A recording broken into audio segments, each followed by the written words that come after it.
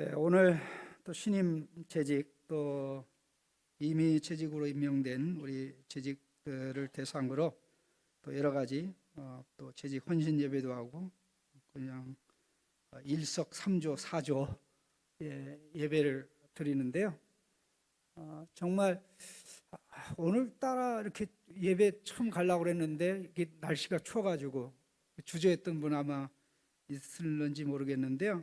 어쨌든 하나님께서 나오신 분들에게 갑절로 마음을 뜨겁게 해주실 줄로 믿습니다. 목사로서 성도님들을 볼 때 예수님 때문에 행복해하는 모습을 볼 때 참 흐뭇합니다. 살아가는 이유가 예수님에게 있고 먹는 이유도 예수님에게 있고 땀 흘려 수고하고 애쓰는 이유도 예수님에게 있는 성도를 볼 때 참 저분은 목사보다 훌륭하다. 참 목사보다 훌륭하다. 저렇게 훌륭한 성도들이 목사를 만드는구나. 그렇게 생각할 때가 굉장히 많습니다. 사실 오늘 본문 말씀에 보면 갈라디아 교회는 고린도 교회 다음으로 바울을 힘들게 했던 그런 교회입니다. 개인적으로 어렵게 했다기보다는 잘못된 교훈을 받아들여서 이제 은혜의 자리에서 떠나게 될 위험이 있었기 때문에 굉장히 마음이 힘들었던 교회이기도 합니다.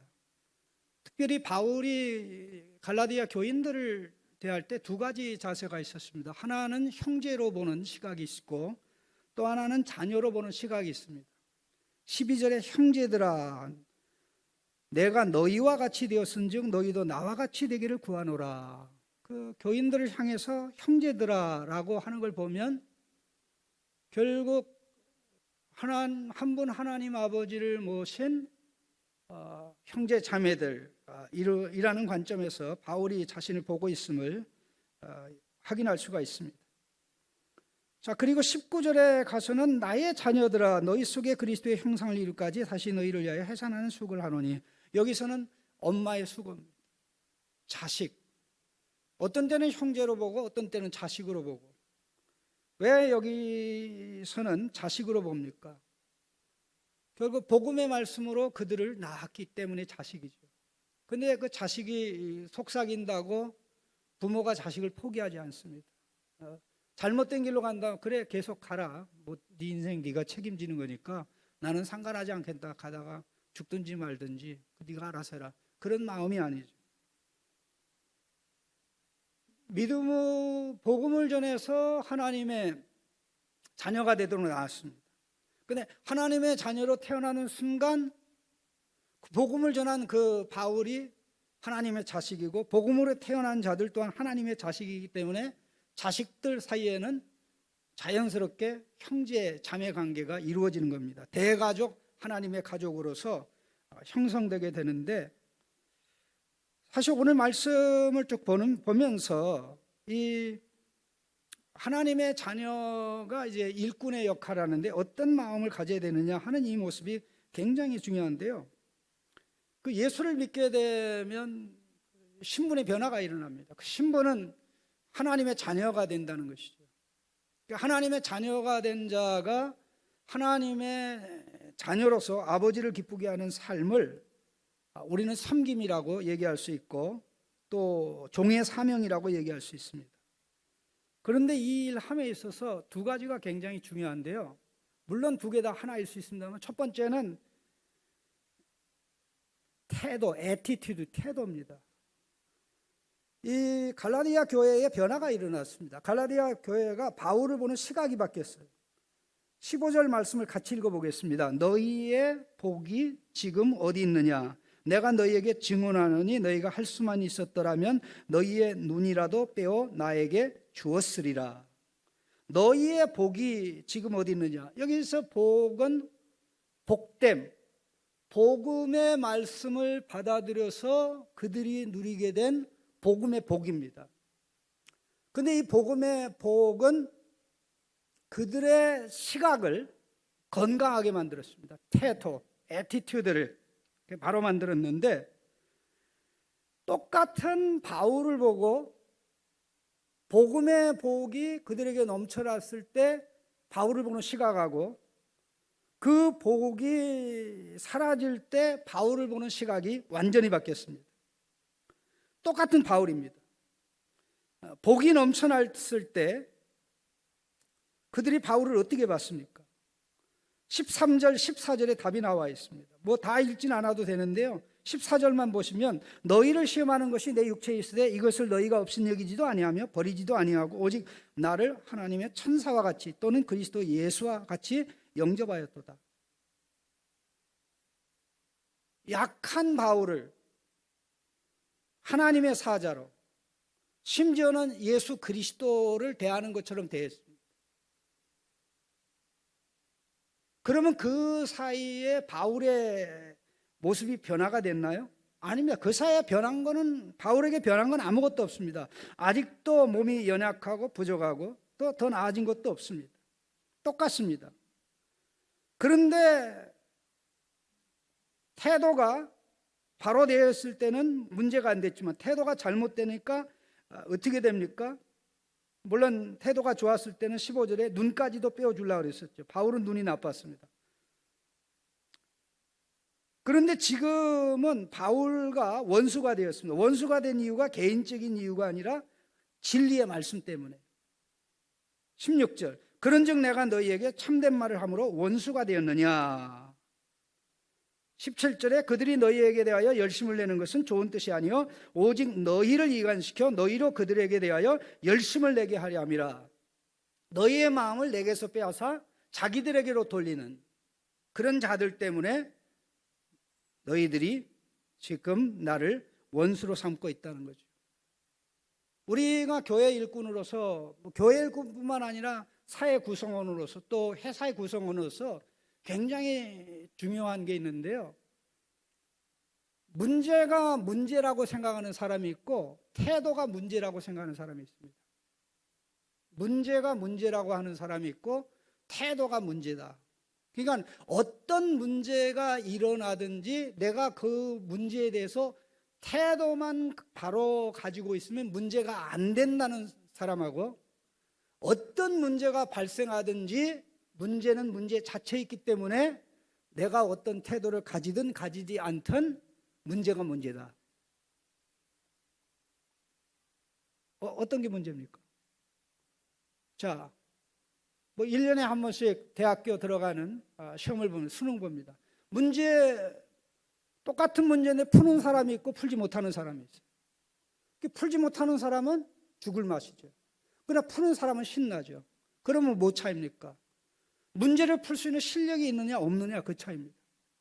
그러니까 객관적 상황은 똑같습니다. 바울의 문제는 똑같아요. 몸이 약해요. 건강이 안 좋아요. 그런데 바울을 보는 시각이 바로 되어 있을 때는 오히려 바른 시각으로 봅니다. 바울을. 그러나 시각이 잘못됐을 때는 결국 원수로 삼아서 그의 말씀을 듣지 않죠. 항상 언제든지 문제가 되는 것은 문제를 보는 시각이 나도 모르게 바뀔 때 문제가 됩니다. 교회 일꾼에게 있어서 가장 중요한 부분이 애티튜드, 자세입니다. 우리가 뭐 잘 알고 있는 말씀입니다만은 보는 것 굉장히 중요합니다. 무엇을 보는가 하는 건 굉장히 중요해요. 그런데 그거보다 더 중요한 게 있어요. 그거는 그 무엇을 어떻게 보는가 하는 것입니다.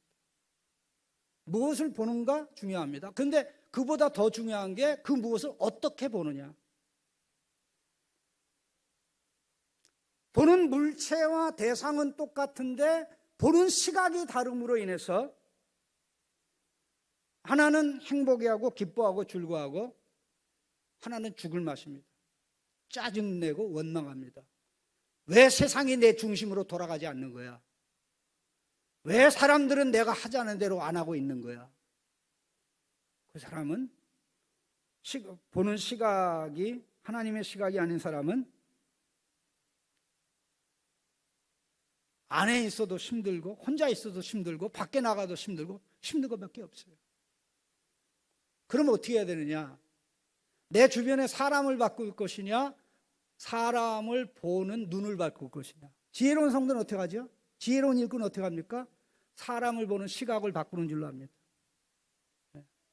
무엇을 보는가 중요하지만 그것도 더 중요해가 그래서 어떻게 보느냐. 똑같은 설교를 들을 때 어떻게 듣느냐에 따라 신날 수도 있고 신나지 않은 거하고 똑같은 이치입니다. 자, 두 번째 여기 중요한 부분은 바로 이것입니다. 열심을 내야 됩니다.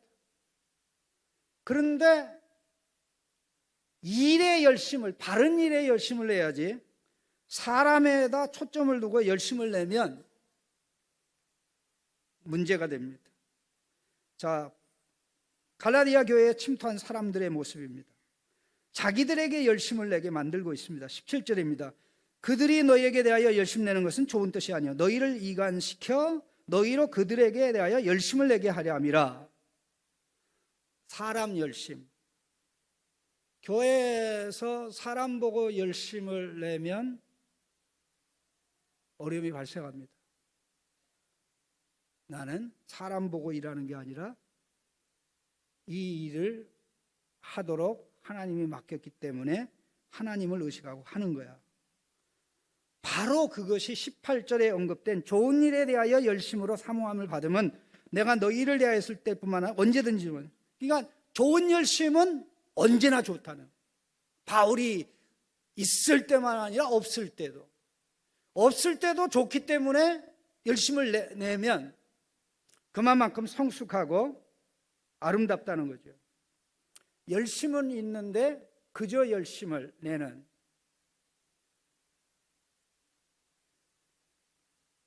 그 나이키의 그 티셔츠에 보면 그 JDI가 있습니다.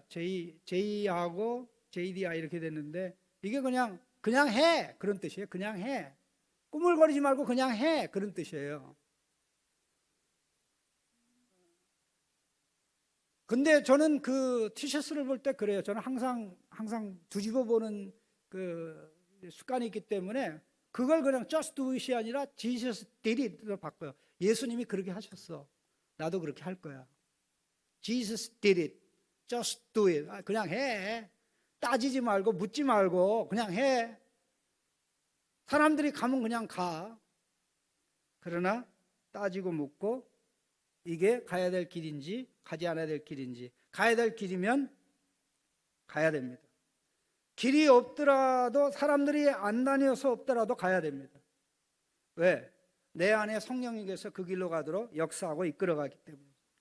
지금 갈라디아 교인들이 다 곁길로 가고 있는데 바울은 그 교인들을 돌려서 하나님의 아들, 딸들이 가야 될 자유의 길, 자유를 만끽하고 누리는 길로 가도록 역사하고 이끌었던 것입니다.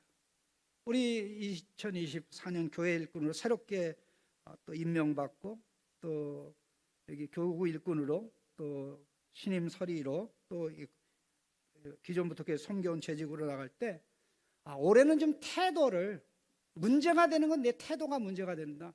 내 태도 때문에 불행하다면 태도를 바꾸면 언제 어디든지 행복합니다. 그리고 내가 가지고 있는 열심이 혹시 잘못된 열심이라면 말씀을 통해서 바꾸는. 저는 오늘 굉장히 정말 감동적인 경험을 했습니다. 이게 참 좋은 예가 될지 안 될지는 잘 모르겠는데요. 제가 요즘에 그 오픈 AI에서 나오는 챗 GPT를 한번 테스트를 하고 있어요. 여러 경로로 테스트를 하는 가운데 저놈을, 이 표현이 있어요. 저놈을 어떻게 내가 원하는 대로 부려먹을 수 있을까? 그런 생각을 하는 가운데 제가 오늘 굉장히 챗 GPT로 하여금 생각을 해야 되는 업무를 줘서 그것을 답을 하도록 했는데 그 중에 내용 중에 하나가 뭐냐면요. 이슬람에서는 알라가 아름다운 이름을 99개를 가지고 있다고 그랬는데 그 99개의 이름이 코란경에 몇 개나 나와. 그리고 나머지는 도대체 어디서 나오는 거야? 그 99개 이름의 명단을 나한테 다 줘. 그러니까 이게 뭐 다 주지는 않고 10개 정도 주고는 너무 많아서 못 주겠다 그러더라고요. 나는 다 필요해. 그러니까는 그냥 또 이 아랍어와 함께 또 영어로 된 걸 다 주더라고요. 그러더니 친절하게 저한테 뭐라고 얘기하냐면은 이 리스트 말고 또 다른 사람이 만든 리스트도 있대요. 그래서 그러면 그 리스트도 줄대. 그 리스트도 나한테 주되 그 리스트하고 비교해서 차이점을 나한테 알려줘. 그렇게 이야기를 했는데 이 친구가 99개의 이름을 주는 것 대신 98개의 이름을 딱 준 거예요. 그리고는 두 명단에 차이점이 없대요. 그래서 제가 그랬어요. 99번째 이름이 없는데 이거 어떻게 된 거냐? 너는 똑같다고 그랬는데 99번째 이름이 어디로 날아갔냐? 너 얘기해봐. 그랬더니 챗 GPT가 의식 없습니다. 데이터를 가지고 대답하는 겁니다. 근데 그럼에도 불구하고 깜짝 놀란 게 제가 관가해서 죄송합니다.